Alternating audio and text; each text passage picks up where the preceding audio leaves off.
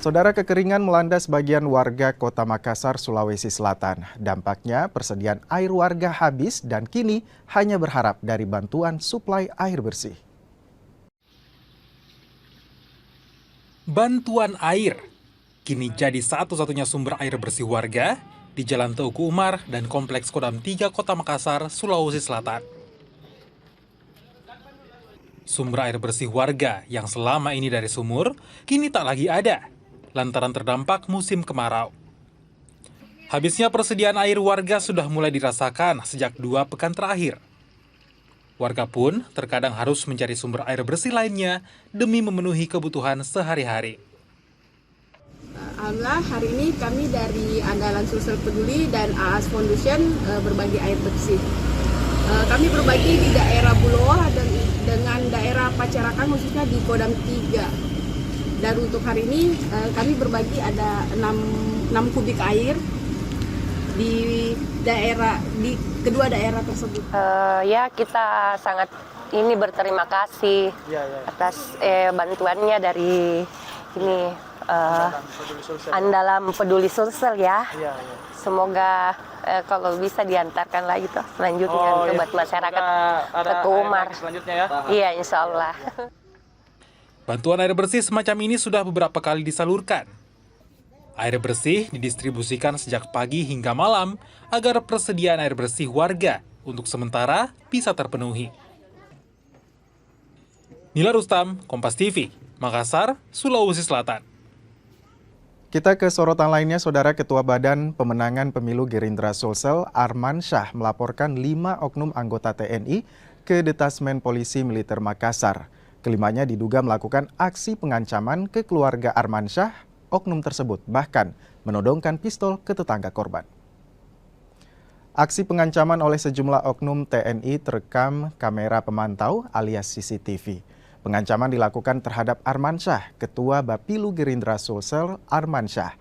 Aksi ini terjadi di perumahan Bumi Husada, Blok DD nomor 12, Kelurahan Bangkala, Kecamatan Manggala, Kota Makassar, pada 4 September 2024. Oknum TNI tersebut juga sempat mengeluarkan senjata api jenis pistol ke sejumlah warga yang ada di dekat rumah Arman Syah. Mengetahui hal itu, Arman Syah lalu melaporkan oknum tersebut ke Denpom Makassar dengan laporan pengancaman. Arman Syah mengaku tak mengenal oknum TNI yang datang ke rumahnya. Pelaporan ini saya masukkan berdasarkan ancaman beberapa oknum TNI yang mendatangi rumah saya, mencari saya, sampai-sampai melakukan intimidasi ke anak saya yang baru berumur 7 dan 8 tahun. Jadi ini awalnya permasalahannya saya nggak paham, orang ini juga saya nggak kenal. Saya hanya mendapatkan kabar tiba-tiba ditelepon oleh istri saya kalau rumah kami didatangi beberapa oknum TNI Angkatan Darat. Polisi menangkap pelaku pencurian modus membantu korban kecelakaan lalu lintas di jalan raya. Pelaku sempat mencoba kabur ke rawa sebelum akhirnya ditangkap. Petugas kepolisian Makassar, Sulawesi Selatan ini harus bekerja ekstra menangkap seorang pelaku pencurian. Pelaku yang coba melarikan diri dengan terjun ke rawa-rawa membuat petugas juga berjibaku. Pelaku pencurian berinisial ZA ini akhirnya ditangkap.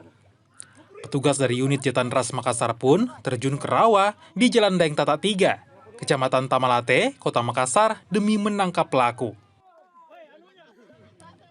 Pelaku memang sudah lama jadi buruan polisi. Pelaku mencuri ponsel korban kecelakaan lalu lintas dengan modus memberikan bantuan pada korban. Ini untuk kronologis penangkapannya seperti kronologinya, sewaktu anggota melakukan penyelidikan, tiba-tiba anggota berpapasan dengan terduga pelaku. Kemudian pada saat akan diamankan, melihat jumlah anggota yang semakin banyak, sehingga terduga pelaku nekat untuk melarikan diri ke rawa-rawa yang ada di dekat tempat tersebut. Itu akhirnya diamankan. Jadi ketika melarikan diri ke rawa-rawa, akhirnya anggota mengamankan, ikut juga ke rawa-rawa untuk mengamankan terduga pelaku yang ada di dalam rawa-rawa. Aksi pria 54 tahun ini terakhir terekam pada 1 Juli lalu. Pelaku berpura-pura menolong korban kecelakaan lalu lintas yang terjadi di Jalan Veteran Selatan. Pelaku kemudian kabur usai membawa ponsel korbannya setelah mengantar ke rumah sakit. Arif Tirtana, Kompas TV, Makassar, Sulawesi Selatan.